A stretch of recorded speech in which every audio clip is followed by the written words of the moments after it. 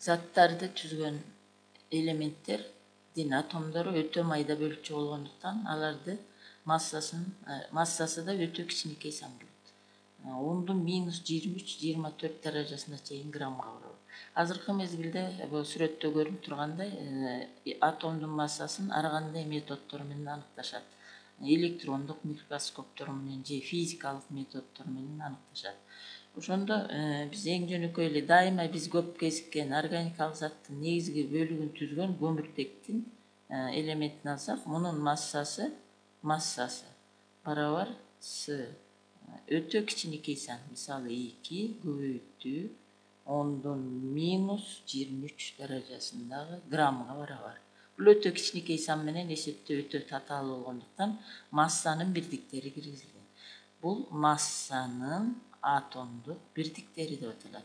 Бул эмне деген сөз? Бул ар кандай элементтин атомдорунун массасын көмүртектин атомунун массасынын 12ден 1 бөлүгүнө салыштыруу менен каралат. Ошондо бүтүн сан чыгат да. Демек турактуу бүтүн сан чыгат. Демек ошондо салыштырма атомдук масса көмүртектики 12ге барабар болуп калат. Суутектики 1ге барабар жана башка. Ушул сандар чыгат. Биз эми бул массаны биз килограмм же грамм менен белгилейбиз. Ал эми СГИ системасында химияда көбүнчө грамм менен маселе чыгарууда грамм менен колдонобуз. Эми массанын бирдиктери молдук масса бар. Экинчи бир түрү молдук масса. Молдук массаны биз чоң М менен белгилейбиз. Молдук масса. Демек бул кандай тамга менен? Чоң М молдук масса деп аталат. Мунун бирдиги грамм бөлүнгөн моль. Моль деген эмне? Бул моль деген заттын саны. Бул реакцияга кирген заттардын канча молекуласы реакцияга киргендигин түшүндүрөт. Мольду биз гректин алфавити менен ню деп окулат. Ню тамгасы менен белгилейбиз. Ню барабар масса бөлүнгөн молдук масса. Бул формуладан массаны ар кандай заттын массасын табыш үчүн чоң молдук массаны көбөйтөбүз нюга.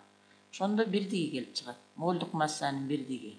Мунун бирдиги грамм бөлүнгөн моль. Ал эми ню заттын санынын бирдиги моль. Демек моль менен моль кыскарып кетет. Бирдиги грамм калат. Демек грамм. Демек массанын бирдиги грамм. Бул жерде молдук масса турактуу сан. Эмне үчүн дегенде ар кандай заттын өзүнүн химиялык формуласы бар. Химиялык формуладан 1 молунун массасын таап алса болот. Демек грамм менен моль деген, грамм бөлү моль деген эмне? Бул 1 молдун массасы деген сөз. Эми заттын санын жана молдук массаны пайдаланып, биз ар кандай маселелерди же мисалдарды чыгарсак болот. Мисалы, биринчи мисал. Мисалы 9 грамм суу канча мольду түзөт? X моль. Ушуну кантип чыгарабыз? Буну чыгарыш үчүн биз молдук массасын таап алабыз. Суунун. Молдук массаны табыш үчүн биз мурунку сабакта караганбыз. Салыштырма молекулалык массаны кандай тапсак, молдук массаны деле ошондой табабыз. Мында суутектин атомдук массасы салыштырма 1ге барабар. Атом саны 2, индекске көбөйтөбүз 1ди 2ге. Кычкылтектикин суммалайбыз. Ар бир элементтикин суммалайбыз. Кычкылтек бул жерде бир эле атом турат. Демек, аныкы салыштырма атомдук массасы 16. Суммасы 18 грамм бөлү моль. Бирдигин сөзсүз жазыш керек. Демек, суунун молдук массасы 18 грамм мольга барабар. Ал эми масса болсо М барабар, суунун массасы барабар 9 граммга. Табыш керек. Заттын саны ню барабар суроо.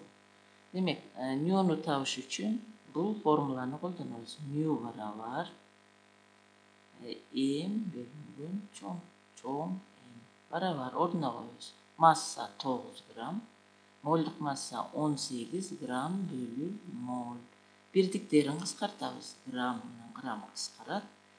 9ду 18ге бөлсөк 0,5 0,5. Demek жоğu 0,5 mol. Demek 9 gram su жарым молду түзөт экен. Биз ушундай мисал иштесек болот. Ушул эле мисалды тескерисинче башкача да чыгарсак болот. Муну биринчи мисал дейли, экинчи мисал. Мисалы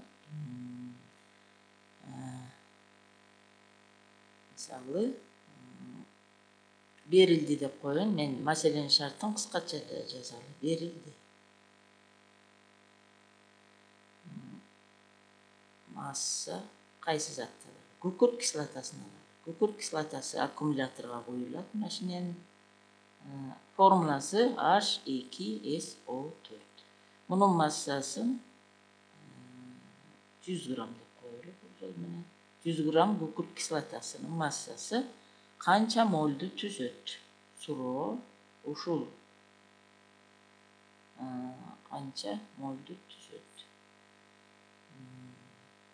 Бул үчүн биз молдук массасын таап алабыз. Бул жерге бул турактуу сан болот деп эдикпи. Демек муну ошол жерден эле сразу эле таап койсоңор болот. Муну мурункудай эле H-тыкы 1 көбөйтүү 2 кошу S-тики. S-тен күкүрт 1 эле атом 32ге барабар. Аны таблицадан карап таап алсаңар болот. О-нуку 16. О'дон 4 атом турат. Демек 16-ны 4-кө көбөйтөбүз. Ошондо суммасы 98 болот.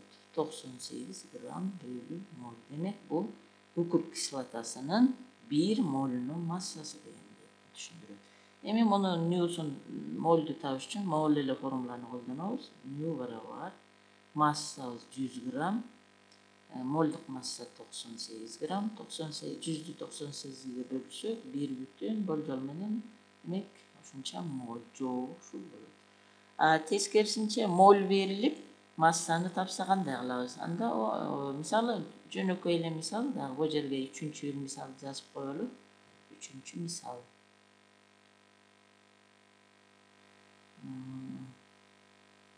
Канча мол? 0,2 мол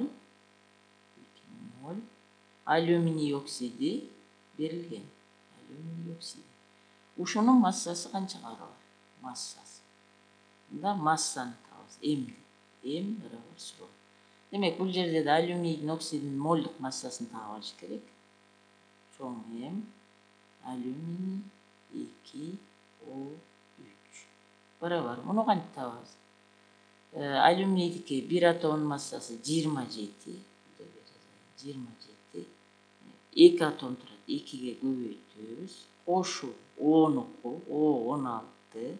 16дан O'дон 3 атом турат. 3кө көбөйтөбүз. Суммасы барабар 54 кошу 48. Суммасы 90 102. Демек бирдиги грамм бөлү мол. Демек биз алюминий оксидинин 1 молунун массасын таптык. Эми мол белгилүү массаны табыш керек. Массаны табыш үчүн мына мол формуладан табабыз. М. Бул жерде М барабар ню көбөйтүү чоң М. Ушунун ордуна коебуз могу жерде. Демек масса барабар ньюбуз белгилүү 2 молго барабар. 2 мол көбөйтүү чоң М молдук масса 102ге барабар. 102 грамм бөлү мол. Мол менен мол кыскарат. Барабар грамм калат. 102-ни 2 бөлсөк 204 граммга. Демек жоогу 2 мол алюминий оксидинин массасы 204 граммга барабар. Бул жерде бирдиктерине жакшы көңүл буруш керек.